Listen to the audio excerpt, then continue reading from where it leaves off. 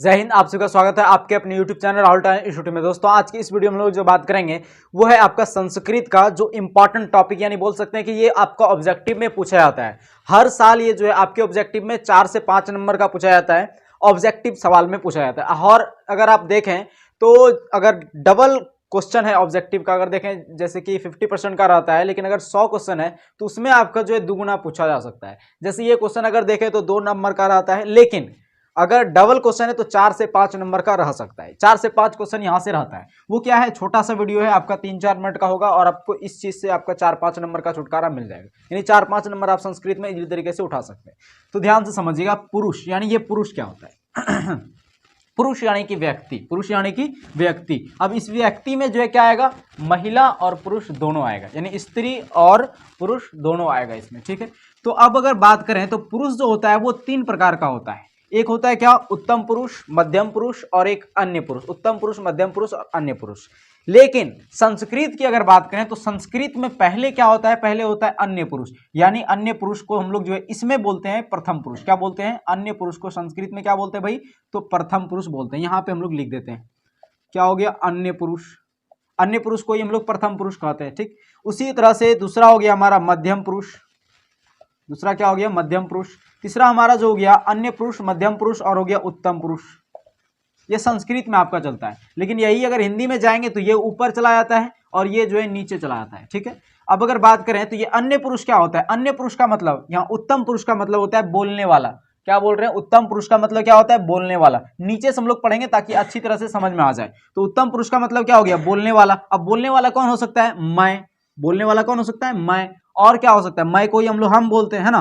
और क्या हो सकता है, बोलने वाला मैं हो सकता है, या फिर मैं दोनों, क्या नहीं, हम दोनों हो सकता है। फिर जो है हम लोग हो सकता है, हम दोनों या हम लोग हो सकता है। अब मैं या हम को जो है हम लोग संस्कृत में क्या कहते हैं, अहम कहते हैं। क्या कहते हैं, अहम। और हम दोनों को संस्कृत में क्या कहते हैं, तो अहम आवाम। क्या बोलते हैं इसको, आवाम। और इसको बोलते हैं हम लोग युवाम। अहम आवाम वयम बोलते हैं। क्या बोलते हैं, वयम, अहम आवाम वयम। ठीक, अब अगर मध्यम पुरुष की बात करें, मध्यम पुरुष का मतलब सुनने वाला, जो सुन रहा है। जैसे आप सुन रहे हैं तो आपको क्या बोलेंगे, आप बोलेंगे, तुम बोलेंगे, तुम दोनों बोलेंगे, तुम लोग बोलेंगे, है कि नहीं। तो सुनने वाले को क्या बोलते हैं, मध्यम पुरुष। यहाँ पे लिख देते हैं आपका ब्रैकेट में, सुनने वाला। और इसको क्या बोल देंगे, तो बोलने वाला। ठीक है, इसको बोल दिए बोलने वाला। और इसको बोलते हैं अन्य, यानी कि जिसके बारे में कहा जा रहा है, जिसके बारे में कहा जा रहा है, जिसके बारे में कहा जा रहा है। ठीक तो हो गया तुम हो गया, तुम दोनों हो गया, और क्या हो जाएगा, तुम लोग हो जाएगा। तुम दोनों, तुम लोग। अब इसको तुम को जो संस्कृत होता है तुम का, वो होता है त्वम। और इसका हो जाएगा त्वम युवाम, और ये हो गया युयाम। त्वम युवाम यूयम, त्वम युवाम यूयम। ठीक है, ये हो गया संस्कृत इसका। उसी तरह से अन्य पुरुष में क्या आएगा, अन्य पुरुष मतलब जिसके बारे में हम बात करें, जैसे वह स्कूल गया था, मतलब हम किसी को बोल रहे हैं लेकिन किसी और के बारे में बोल रहे हैं। तो जिसके बारे में बात करते हैं उसी का वर्ड जो होता है, उसका जो भेद होता है, उसका जो शब्द होता है, उसी को हम लोग अन्य पुरुष कहते हैं। तो यहाँ पे वह हो जाएगा, वह हो जाएगा, वे दोनों हो जाएगा, और एक हो जाएगा वे लोग। अब अगर बात करें इसको, इसमें अगर बात करें तो इसमें कि वह, यानी वह आ रहा है, मतलब एक आदमी का हो रहा है। तुम कहाँ जा रहे हो, एक आदमी का हो रहा है। हम जा रहे हैं, यानी एक आदमी का बात हो रहा है। तो जहां एक आदमी का बात हो उसको बोलते हैं हम लोग एक वचन, यानी ये हो गया हमारा क्या, एक वचन। और यहाँ पे 2 आदमी का बात हो रहा है, वे दोनों, तुम दोनों, हम दोनों, तो इसको बोलते हैं हम लोग द्विवचन। क्या बोलेंगे इसको, द्विवचन।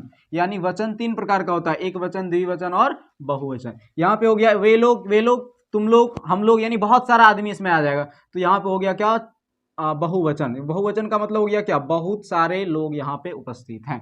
ठीक है, ये हो गया हमारा एक चार्ट बन गया। अब वह का जो संस्कृत होता है वो होता है सह, और वे दोनों का सह हो गया, तव हो गया, सह तव ते, सह तव ते। ये चीज आपका क्लियर हो गया होगा। ठीक, अब अगर बात करें तो ये चीज तो आपका बन ही गया, यानी इजली तरीके से ये हमने बना लिया। लेकिन जो आपका मेन बेसिक है इस वीडियो का, वो क्या है कि नंबर उठाना। तो इससे तो आपका नंबर उठेगा, लेकिन कैसे, तो ध्यान से समझिएगा। यहाँ पे आपको संस्कृत याद रखना है, तौ ते, ये क्या है, सह तौ ते। तो सह तौ ते यानी कि अन्य पुरुष, यानी कि प्रथम पुरुष, एक तरह से बोले सह तौ ते, यानी प्रथम पुरुष को हम लोग जो है, या फिर अन्य पुरुष को जो है हम लोग क्या बोलेंगे, तो इसको तौ ते है ना, तो इसको हम लोग तस्मद कहते हैं। क्या बोलते हैं, तस्मद, क्या बोलते हैं इसको? तस्मद कहते हैं। क्यों? अब याद रखने का तरीका है, तो यहाँ पे है तो इसको याद रखिए तस्मद, यानी इस लाइन को यानी अन्य पुरुष को हम लोग क्या कहते हैं? तस्मद कहते हैं। अब इसको बात करें तो यहाँ पे क्या है? त्वम युवाम यूयम, यानी दो जगह पे यो है तो इसको बोल देंगे युष्मद। क्या हो जाएगा ये? युष्मद। अब यहाँ पे भी देखिए अहम आवाम वयम, यहाँ पे दो जगह पे अ है तो यहाँ पे हो जाएगा अस्मद। क्या हो जाएगा ये? अस्मद। यानी ध्यान से समझिएगा, उत्तम पुरुष को हम लोग अस्मद कहते हैं, मध्यम पुरुष को हम लोग युष्मद कहते हैं और अन्य पुरुष को हम लोग तस्मद कहते हैं। इस चीज को याद रखिएगा और इससे आपका ऑब्जेक्टिव बनता है, हर एग्जाम में आपका ऑब्जेक्टिव बनता है। वो क्या क्या ऑब्जेक्टिव बनेगा? तो क्वेश्चन हम लोग ले लेते हैं इस तरह से। जैसे यहाँ पे हमने एक क्वेश्चन लिया, जैसे ले लिया अहम विद्यालयम, अहम विद्यालयम यानी यहां से उठाए अहम विद्यालयम गच्छामि, यानी मैं विद्यालय जाता हूं, मैं विद्यालय जाता हूं। अब यहां पे दे देगा मैं विद्यालय जाता हूं, ये शब्द इस तरह से रेखा दे देगा यहां पे, ठीक, बोल देगा रेखांकित शब्द है, बोल देगा रेखांकित शब्द है, रेखांकित शब्द है। अब ये रेखांकित शब्द जैसे ऑप्शन दे दिया ए में दे दिया आपको अस्मद, बी में दे दिया अस्मद, युष्मद हो गया यहाँ पे अस्मद युष्मद, और सी में दे दिया तस्मद, और डी में दे दिया नो, यानी नो एनी मतलब कोई नहीं।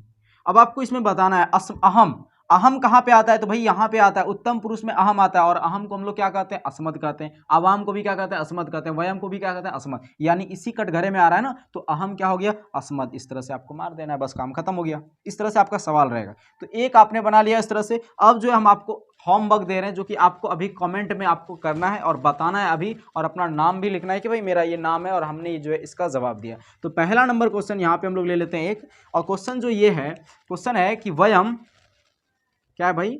वयम कहां पे है? वयम देखिए अहम आवाम वयम। अब अगर एक बात और समझिए, मो हलंत है ना, तो मो हलंत को हम अनुस्वर से भी प्रयुक्त कर सकते हैं। जैसे अब बात करें यहाँ पे मो हलंत है तो वो यो अनुस्वर, वो यो अनुस्वर, इसको भी वयम पढ़ देंगे, या फिर यहाँ पे अनुस्वर मिटा करके मो लगा देंगे, ये भी हो जाएगा। ठीक है, तो यहाँ पे क्या हो गया? वयम एक ले लेते हैं हम लोग, वयम हो गया, और यानी कि हम लोग पढ़ते हैं, लिख लेते हैं, हम लोग पढ़ते हैं। वयम पठामी पठावा पठामा वयम पठामा, ये हो गया। अब वयम पठामा इसमें बोल दिया रेखांकित शब्द है। क्या बोल दिया? रेखांकित शब्द है, रेखांकित शब्द है। तो रेखांकित शब्द इसमें अगर ये देखें वयम, तो क्या है? अस्मद, बी है तस्मद, सी है युष्मद, या फिर डी है ऑल, यानी सभी। आपको इसका कमेंट करना है, आपका एक का जो भी होगा आंसर आपको कमेंट करना है। दूसरा नंबर एक और सवाल पूछ दिया आपसे, वो क्या पूछे भाई? तो हमने पूछ दिया आपसे कि युवाम